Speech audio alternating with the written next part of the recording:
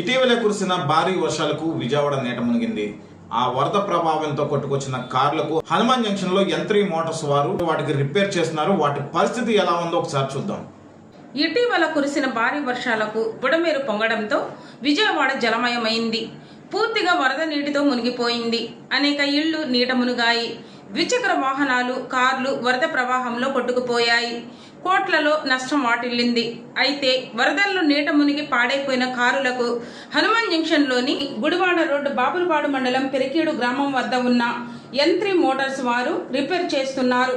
యంత్రీ Motors అధినేతలు నవీన్, నాని మాట్లాడుతూ సుమారు 8 కార్ల వరకు తమ వద్దకు వచ్చాయని, వరద ప్రవాహంలో ఒక కారు కొట్టుకుపోగా మిగిలిన కార్లు పూర్తిగా నీట మునిగాయి. కార్లు డ్యామేజ్ అవ్వడంతో లక్షల్లో రిపేర్ ఖర్చు అవుతుందని తెలిపారు. ఎన్ని కార్లు వచ్చినా రిపేర్ చేసేందుకు మేము సిద్ధంగా ఉన్నామని తెలిపారు. మీ పేరు? నవీన్ కుమార్. వరదల్లో కొట్టుకుపోయిన కార్లు ఎన్ని వచ్చినాయి? 7 వచ్చినాయండి. అసలు ఏంటి అసలు పరిస్థితి ఎలా ఉంది? కొన్ని కార్లు పనిచేయవు, కొన్ని కార్లు పనిచేస్తాయి. ఒకటైతే టోటల్ లాస్ అయిపోయింది బండి. ఓకే, ఎంత అవుతుంది అసలు సుమారుగా అసలు కాస్ట్? 3 లక్షల నుంచి 5 లక్షలు అవుతుంది. ఓకే, అసలు పని చేస్తాయా? తర్వాత ఫ్యూచర్ ఏంటి అసలు ఇట్ల పరిస్థితి? ఈ ఫ్యూచర్ గురించి అయితే మొత్తం తడిచిపోయినాయి. దీనికైతే ఇంజిన్ చేసుకోవాలి. ప్లస్ ఒకటైతే టోటల్ లాస్ మొత్తం బాడీ కానీ మొత్తం కానీ చేసుకుంటే కనుక కొన్నాళ్ళు పని చేద్దాం. వాటర్ వల్ల తడిచిపోవడం వల్ల కొన్నాళ్ళు పని చేస్తాం. ఓకే, మిగిలిన పరిస్థితి అక్కడ ఇన్నోవా వచ్చేసి కానీ కియా కానీ సఫారీ కానీ ఇవన్నీ కొన్నాళ్ళ వరకేనన్నా. ఓకే, అంటే ఎంతవరకు మునిగిపోయింది అసలు వాటర్? అసలు మొత్తం టాప్ పదాలు మునిగిపోయింది. టాప్ మొత్తం మునిగిపోయింది. అది కొట్టుకుపోయింది బండి. ఓకే, వరదల్లో కొట్టుకుపోయింది. ఇప్పుడు మీ దగ్గరికి 7 వచ్చినాయి అంటున్నారు కదా, 7, 8 వచ్చినాయి అంటున్నారు. ఇంకా ఒకవేళ వస్తే వాళ్ళని చేసే పరిస్థితి అన్న మీ దగ్గర ఉందా? అవును సార్, ఎన్ని బళ్ళైనా వచ్చినా సరే మనం పూర్తి కన్వెంట్ చేసి ఇచ్చేస్తాము. ఎట్లా డ్యామేజ్ అయినా పర్లేదు, టోటల్ లాస్ అయిన వల్ల ఏ బండి అయినా సరే ఎన్ని బండి షేఫర్లా ఫీజ్ చేసి ఇచ్చేస్తాం. ఓకే, కస్టమర్కి మీరు సర్వీస్ అందిస్తే సిద్ధంగా ఉన్నారు. అవును సార్.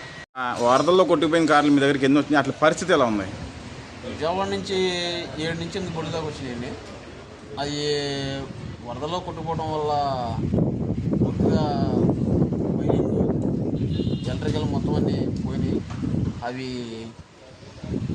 చేసుకోవాలంటే దాదాపు 4 నుంచి 5 మధ్యలో అవుతాయి.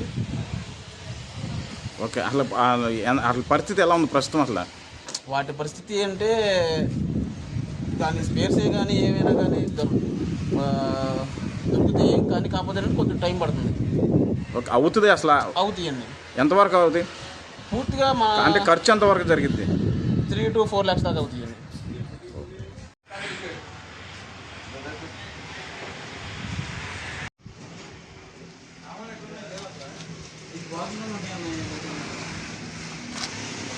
ఇక్కడ ఉందా?